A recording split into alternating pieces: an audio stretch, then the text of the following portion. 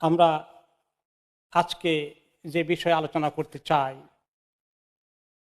কিছু মানুষ, দুষ্ট মানুষের কারণে সমাজের মধ্যে আল্লাহ তাআলা আমাদেরকে যে কারণে সৃষ্টি করেছেন আল্লাহর ইবাদত করার জন্য, সেই ইবাদতকে সরিয়ে নেওয়ার জন্য কুফর এবং শিরকের তরিকায় বিভিন্নভাবে সমাজের মধ্যে বিভিন্ন প্র্যাকটিস আছে, বিভিন্ন চর্চা রয়েছে। তার মধ্যে অন্যতম একটা দিকে মানুষকে শিরক এবং কুফরের দিকে নিয়ে যাওয়ার জন্য বিভিন্ন সমাজে আছে, সেটা হলো জাদু টোনা এবং শয়তান জিনদের উৎপাত এবং তাদের তরিকায়। এই তরিকায় অনেক মানুষ যেমন ক্ষতিগ্রস্ত হচ্ছে, তেমনি আবার এই তরিকায় তথাকথিত চিকিৎসা নামে গিয়ে আর একটু শিরক কুফরের মধ্যে আরো বেশি করে লিপ্ত হচ্ছে। আর কিছু মানুষ দুশ্মনী উদ্ধার করার জন্য এই সমস্ত জাদুকরদের কাছে, এই সমস্ত দুষ্ট প্রকৃতির লোকদের কাছে গিয়ে সমাজের মধ্যে অনেক লোককে ক্ষতিগ্রস্ত করছে, তাদেরকে বহু রকমের কষ্ট দিচ্ছে।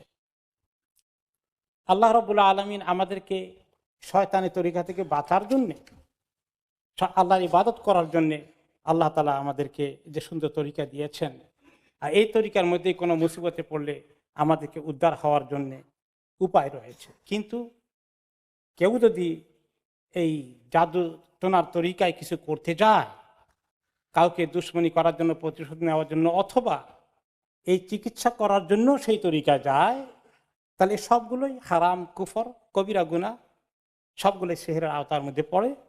এবং যেই ব্যক্তি এরকম বিশ্বাস করে, এই কাজে লিপ্ত হয়ে যায়, সেই ব্যক্তি অবশ্যই মুশরিক হয়ে যাবে, কাফের হয়ে যাবে এবং জাহান্নামী হয়ে যাবে।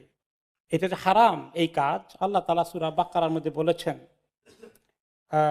102 নম্বর আয়াতে, যে আগের জমানার লোকেরা, বনী ইসরাঈলের অনেকেই, তারা শয়তান যে সমস্ত জিনিস তেলাওয়াত করে, অর্থাৎ এই জাদুটোনার মন্ত্রগুলো পড়ে, এগুলোকে অনুসরণ করত। কিন্তু তারা আবার দাবি করতে এগুলা সুলাইমান আলাইহিস সালাম থেকে পাওয়া গেছে। এই কথা যে মিথ্যা, আল্লাহ তাআলা নিজেই বলছেন। সুলাইমান এই সমস্ত কোনো কুফরি কালাম কখনো শিখায় নেই, বলেননি, পড়েননি, বরং শয়তানরা এই কুফরি কালাম আবিষ্কার করেছে এবং এগুলো দিয়ে তারা লোকদেরকে জাদুটোনা শিখায়। এবং এছাড়াও আল্লাহ তাআলা দুইজন ফেরেশতা পাঠিয়েছিলেন বাবিলের মধ্যে, হারুত এবং মারুত। তাদেরকে দিয়ে আল্লাহ একটা মানুষকে পরীক্ষা করার জন্যে তাদেরকে বলেছিলেন, কিন্তু তারা মানুষকে এগুলো শিখাতো না যতক্ষণ পর্যন্ত না তারা বলতো যে দেখো, এগুলো তোমরা শিখো না, এগুলো ফিতনা, এগুলো কুফরি কাজ, এগুলো করলে তোমরা কুফরি কাজ করবে। কিন্তু লোকেরা এই এই কুফরি কাজই শিখতো এবং এটা করে তারা দুশ্মনী করত, স্বামী স্ত্রীর মধ্যে কলহ লাগিয়ে দিয়ে তাদের মধ্যে বিচ্ছেদ ঘটাতে। যদিও তারা আল্লাহর হুকুম ছাড়া কোনো কাজেই কোনোদিন কোনো ক্ষতি হবে না, কিন্তু কোনো কোনো সময় আল্লাহ তাআলার তাকদীরের ফয়সালা অনুযায়ী কেউ যদি কোনো খারাপ তরিকায় যায়, সেটা তাও আল্লাহ তাআলার হুকুমের উপর নির্ভর করে, আল্লাহর পক্ষ থেকে মোকদ্দর আছে কিনা। যাই হোক, তারা এই কাজ করত যা তাদের ক্ষতির কারণ হবে, এতে আসলে কোনো ফায়দা নেই। যে ব্যক্তি এগুলো করায়, তারও কোনো ফায়দা হবে না, বরঞ্চ সেও মহা ক্ষতিগ্রস্ত হবে। আর তারা জানতো এই কাজ বেচা কিনা করলে, পয়সা দিয়ে করলে, করালে, নিজে পয়সা দিলে, কাউকে পয়সা দিয়ে করালে, এগুলো সব কিছুই তার আখেরাত পুরো বরবাদ হয়ে যাবে, আখেরাতে তার কিছু থাকবে না, জাহান্নাম ছাড়া। খুবই খারাপ কাজ তারা করত।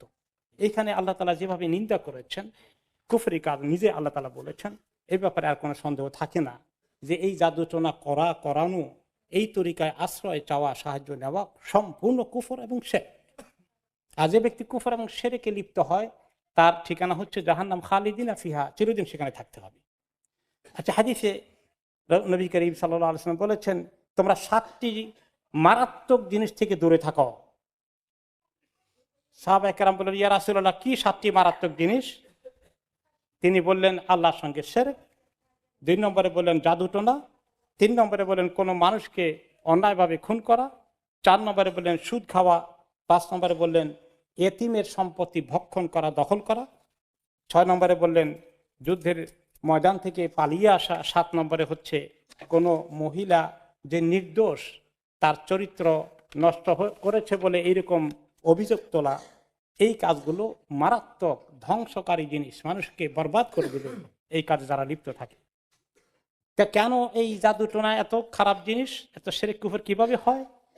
কারণ এই কাজ করতে হলে ইমাম ইবনে তাইমিয়া রাহমাতুল্লাহ আলাইহি বলেছেন যে এরা হচ্ছে, যারা এই কাজ করে জাদুকর, এরা শয়তানের উপাসনাকারী। শয়তানকে তাদের ইবাদত করতে হয়, শয়তানকে সিজদা করতে হয়, তার জন্য কোরবানি পেশ করতে হয় ইত্যাদি করার কারণেই শয়তান জিনেরা এসে তাকে হেল্প করে যে তোমার কি কাজ লাগবে আমি করে দেই। এই যে কাজগুলো করে এগুলো কুফরি এবং শিরক। এই কারণেই এই কাজ থেকে মানুষকে দূরে থাকতে হবে। অনেকে আবার এগুলাকে কিছুই বিশ্বাসই করেন না, এগুলো কিছু না, এগুলো খামাকা, এগুলা কুসংস্কার, এই জাতীয় জাদুটনা বলতে কিছু নাই। এটা আবার আরেকটি বোকামি। এর অস্তিত্ব আছে, কোরআনে স্বয়ং আল্লাহ তাআলা বললেন, সহিহ বুখারী এবং অন্যান্য হাদিসে এসেছে, স্বয়ং নবী করিম সাল্লাল্লাহু আলাইহি সাল্লামকে জাদুটনা করা হয়েছে এবং তিনি সাফার করেছেন বেশ কিছুদিন, এবং তিনি কোনো কাজ করতে চেয়েছেন, করবেন, কিন্তু করতে পারেন না, ওনার এনার্জি থাকে না। এরপরে তিনি কষ্ট পাচ্ছেন। পরে মা আয়েশা রাদিয়াল্লাহু তাআলা আনহা বলেন যে একদিন সকালে উঠে নবী করিম সাল্লাল্লাহু আলাইহি ওয়াসাল্লাম আমাকে বলেন, আয়েশা জানো আমার যে কি শরীরের অসুস্থতা কি হয়েছে, আমার সমস্যা কি, আমি এটা জানার জন্য আল্লাহ তাআলার কাছে ইস্তিখারা করেছি। আল্লাহ তাআলা আমাকে সেটা জবাব দিয়েছেন, জানিয়ে দিয়েছেন। স্বপ্নের মধ্যে দুইজন ফেরেশতা আসলো, একজন আমার শিয়রের পাশে, মাথার পাশে, আরেকজন আমার পায়ের পাশে দাঁড়ানো, একজন আরেকজনকে জিজ্ঞেস করে। অন্য রেওয়ায়েতে আসে এরা হচ্ছেন জিবরাইল এবং মিকাইল আলাইহিস সালাম। এই বেচারার কি হয়েছে? বলা হলো যে তাকে জাদু করা হয়েছে। কে করেছে? লোবাইদ ইবনে আসাম করেছে, বনি জুরাইক থেকে, ইহুদি সম্প্রদায়ের এক লোক। এবং কোথায় কি করেছে? যে একটি কুয়ার মধ্যে আছে, ওনার চুল, কিছু চুল নেওয়া হয়েছে, যে চিরুনি ব্যবহার করতেন চিরুনি নেওয়া হয়েছে, ওনার ব্যবহৃত এগুলোকে নিয়ে ঘিরে দিয়ে এই জাদু টোনা করে একটি পরিত্যক্ত কুয়ার মধ্যে একদম নিচে রাখা হয়েছে, একটা প্যাক করেছে খেজুর গাছের যে খোলস থাকে খেজুরের উপরে, খোলসের মধ্যে করে প্যাক করে মাটি চাপা দিয়ে, পাথর চাপা দিয়ে কুয়ার নিচে রেখে দিয়েছে। তারপরে তিনি সকালবেলা কোনো কোনো রেওয়াতে আসে তিনি গিয়েছেন, অন্যান্য রেওয়াতে আসে তিনি সাহাবীদেরকে পাঠিয়েছেন। সেখানে গিয়ে পানি দেখলেন যে কুয়ার পানি এই জাদুর কারণে একদম কালো হয়ে গেছে। এরপর সেখান থেকে এগুলোকে বের করা হয় এবং বের করে এগুলোকে খোলা হয়, এবং জিবরাইল আলাইহিস সালাম শিখিয়ে দিলেন যে কুরাদের ফালাক এবং নাস পড়ে পড়ে ফু দেওয়ার জন্য। এরপরে প্রত্যেকটি গিরা যখন খোলা হয়, নবী করিম সাল্লাল্লাহু আলাইহি ওয়াসাল্লাম অনেক ভালো ফিল করতেছেন। 11টা গিরা ছিল, 11 নম্বর গিরা যখন খুলে গেল তিনি সম্পূর্ণ সুস্থ হয়ে বসে গেছেন। তো এইভাবে এই যে এর অস্তিত্ব আছে এটা আমরা বুঝতে পারি। এখন এই অস্তিত্ব যখন হয় এরকম, ডাক্তাররা কোনো রোগ ধরতে পারে না, কিন্তু আসলে অনেক অসুবিধা একটা লোক ভোগ করছে, তার বুক ধরপড় করে, বুকের ব্যথা, মরে যায়, ডাক্তারের কাছে বলে কিছু নাই। তার মানে এই জাতীয় কিছু যখন ঘটে তখন কি করা উচিত? এই সময় মানুষকে এক নম্বরে যে আল্লাহ তাআলার উপর তাওয়াক্কুল করতে হবে, যে জাদুটোনা যদি কিছু হয়ে থাকে তার জন্য আল্লাহ তাআলা আমাদেরকে ফর্মুলা রেখেছেন, কোরআন হাদিসের তরিকা সহিহ রুকিয়ার ব্যবস্থা আছে।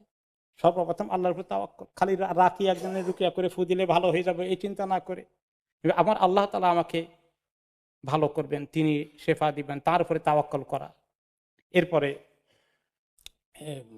দোয়া, জিকির, নামাজ, এগুলোর আমল ঠিকমতো করা, কোরআন শরীফ বেশি করে তেলাওয়াত করা, সূরা বাকারা পড়া, তিনকুল পড়া। এই যে রুকিয়ার আয়াতগুলো বাছাই করে নেওয়া হয়েছে, এর কত ফজিলত। সূরা বাকারা কোনো জায়গায় পড়া হলে 3 দিন শয়তান তাকে আর ঘরে ঢুকতে পারে না। এখন বলবেন পড়ছি তো, তারপরেও দেখি আসে, ঢুকে গেছে যেগুলো, এগুলো বাইরে হতে একটু সময় লাগবে, স্ট্রাগল আছে, সংগ্রাম আছে, কখন হবে, কিন্তু আমরা আমল করতে থাকবো। কিন্তু নতুন করে আসতে পারবে না যদি ঠিক মতো আমলগুলো আমরা করতে থাকি। এরপরে সকাল সন্ধ্যা কেউ যদি কুল আল্লাহু আহাদ, কুলাদুল ফালাক, কুলাদুল নাস পড়ে, তাহলে তোমার যত দুশ্মন আছে জিন ইনসানের, এগুলো দুশ্মনী থেকে আল্লাহ তোমাকে সাহায্য করবেন। এরপরে আরো সুন্দর সুন্দর দোয়ার লিস্ট আছে, আপনার হিসনুল মুসলিম দোয়ার কিতাবে যে সকাল সন্ধ্যার জিকিরগুলো আছে, যে সূরাগুলো পড়ার কথা আছে, সূরা বাকারা শেষের আয়াতগুলো আছে, ইত্যাদি বিস্তারিত জানার জন্য কিভাবে আমরা এগুলোর থেকে নিজেরা বাঁচবো, বাঁচার চেষ্টা করব, একটি সুন্দর বইয়ের মধ্যে বিস্তারিত দেওয়া আছে, জাদু ও তার প্রতিকার।